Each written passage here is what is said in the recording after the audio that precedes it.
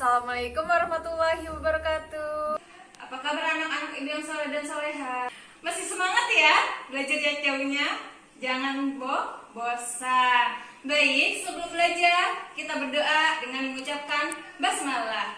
Bismillahirrahmanirrahim. Sudah siap?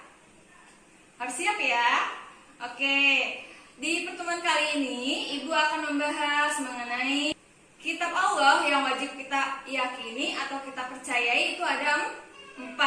Yang pertama yaitu kitab Taurat, yang kedua kitab Zabur, yang ketiga kitab Injil, dan yang keempat adalah kitab Al-Quran, di mana kitab Al-Quran ini sebagai petunjuk seluruh umat di muka bumi, di mana mengenal kitab Allah ini termasuk dalam rukun iman yang keberapa? Sudah ada yang tahu?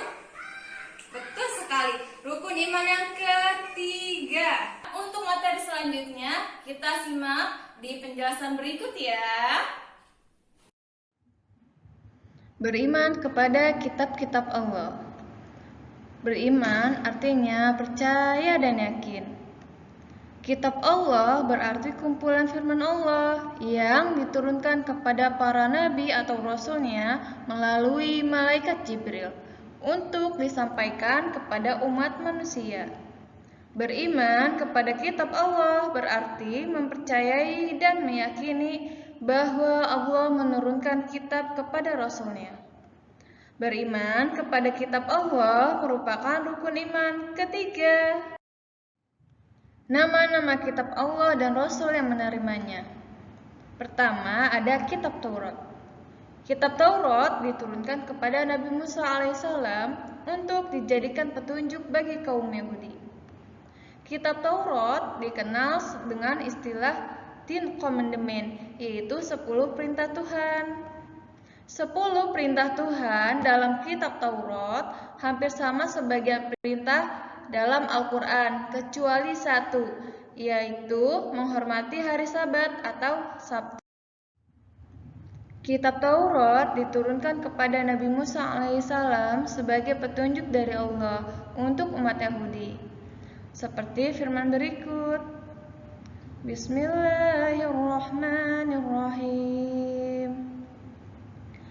Walaqad atayna Musal kitaba la'allahum yahtadun. Artinya, dan sesungguhnya telah kami berikan Alkitab berupa Taurat kepada Musa agar mereka Bani Israel mendapat petunjuk.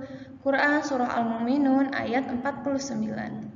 Adapun isi kandungan kitab Taurat meliputi hal-hal berikut. Pertama, kewajiban meyakini keesaan Allah. Kedua, larangan menyembah berhala. Ketiga, larangan menyebut nama Allah dengan sia-sia. Keempat, supaya mensucikan hari Sabtu atau Sabat. Kelima, menghormati kedua orang tua. Keenam, larangan membunuh sesama manusia tanpa alasan yang benar. Ketujuh, larangan berzina. Kedelapan, larangan mencuri. Kesembilan, larangan menjadi saksi palsu. Dan kesepuluh, larangan mengambil istri orang lain. Kedua, kitab Zabur. Kitab Zabur diturunkan kepada Nabi Daud alaihissalam untuk membimbing kaum Bani Israel. Isi kitab Zabur adalah pujian-pujian, doa-doa, zikir, nasihat, dan hikmah. Nabi Daud dikaruniai mukjizat, yaitu sesuatu yang luar biasa, berupa bisa melunakkan besi dengan suara yang merdu ketika membaca kitab Zabur. Kitab Zabur diturunkan kepada Nabi Daud alaihissalam sebagai pedoman dan petunjuk bagi umatnya. Firman Allah. Bismillahirrahmanirrahim. Walaqad faddalna ba'dan nabiyyin 'ala ba'din wa atayna Dawuda zabura. Artinya, dan sesungguhnya kami memberikan kelebihan kepada sebagian nabi-nabi atas sebagian yang lain, dan kami berikan Zabur kepada Daud. Quran Surah Al-Isra ayat 55. Kitab Zabur atau Mazmur berisi kumpulan nyanyian dan pujian kepada Allah atas segala nikmat yang telah dikaruniakannya. Selain itu berisi zikir, doa, nasihat, dan kata-kata hikmah. Menurut orang-orang Yahudi dan Nasrani, kitab Zabur sekarang ada pada Perjanjian Lama yang terdiri atas 150 pasal. 3. Kitab Injil. Kitab Injil diturunkan kepada Nabi Isa alaihissalam untuk meluruskan ibadah yang telah diselewengkan oleh Bani Israel. Nabi Isa merupakan nabi terakhir dari Bani Israel. Nabi Isa diutus Allah untuk meluruskan ajaran Nabi Musa alaihissalam yang diselewengkan, seperti hari Sabat yang biasanya dipergunakan untuk beribadah, yang telah mereka selewengkan menjadi hari untuk berpesta pora dan memuaskan hawa nafsu. Kitab Injil diturunkan kepada Nabi Isa alaihissalam sebagai petunjuk dan tuntunan bagi Bani Israel. Allah Subhanahu wa taala berfirman, Bismillahirrahmanirrahim. وَقَفَّيْنَا عَلَى آثَارِهِمْ بِعِيسَى ابْنِ مَرْيَمَ مُصَدِّقًا لِمَا بَيْنَ يَدَيْهِ مِنَ التَّوْرَاةِ وَآتَيْنَاهُ الْإِنْجِيلَ فِيهِ هُدًى وَنُورٌ وَمُصَدِّقًا لِمَا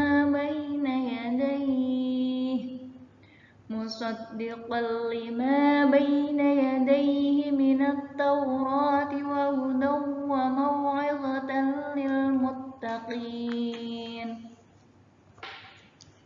Artinya, dan kami iringkan jejak mereka, Nabi Bani Israel, dengan Isa putra Maryam, membenarkan kitab yang sebelumnya, yaitu Taurat. Dan kami telah memberikan kepadanya kitab Injil, sedang di dalamnya ada petunjuk dan cahaya yang menerangi, dan membenarkan kitab yang sebelumnya, yaitu kitab Taurat, dan menjadi petunjuk serta pengajaran untuk orang-orang yang bertakwa. Quran Surah Al-Maidah ayat 46. 4. Kitab Suci Al-Quran. Al-Quran disebut kitab suci karena sampai sekarang masih terjamin keasliannya. Tidak seorang pun yang mampu memasukkannya. Nabi Muhammad menerima wahyu pertama pada malam 17 Ramadan saat beliau berusia 40 tahun ketika sedang berkhalwat atau menyendiri di Gua Hira. Wahyu pertama yang diterima Nabi Muhammad SAW adalah surah Al-Alaq ayat 1-5. Peristiwa turunnya wahyu pertama disebut Nuzulul Quran. Al-Quran diturunkan secara berangsur-angsur atau bertahap selama 22 tahun, 2 bulan, 22 hari. Al-Quran merupakan firman Allah yang berfungsi sebagai petunjuk hidup bagi seluruh umat manusia. Al-Quran dilindungi oleh Allah. Firman Allah, Bismillahirrahmanirrahim. Inna nahnu nazzalna dzikra wa inna lahu lahafizun. Artinya, sesungguhnya kamilah yang menurunkan Al-Quran dan kamilah yang menjamin kemurniannya dan penjagaannya. Quran Surah Al-Hijr ayat 9. Hikmah beriman kepada kitab-kitab Allah. Pertama, mempercayai dan meyakini kitab-kitab Allah yang diturunkan kepada Rasul-Nya. Kedua, memahami bahwa kitab Allah memberikan pesan yang akan mengajak manusia pada keselamatan dunia dan akhirat. Ketiga, meyakini Al-Quran sebagai kitab suci terakhir yang harus dijadikan pedoman hidup umat. Keempat, selalu ingin mempelajari Al-Quran dengan baik dan benar. Kelima, memahami bahwa Islam adalah agama yang benar. Keenam, meyakini bahwa hanya Allah yang pantas disembah. Baik, setelah kita menyimak penjelasan materi hari ini, Ibu harap kita semua dapat mengerti dan memahami materi hari ini. Wassalamualaikum warahmatullahi wabarakatuh.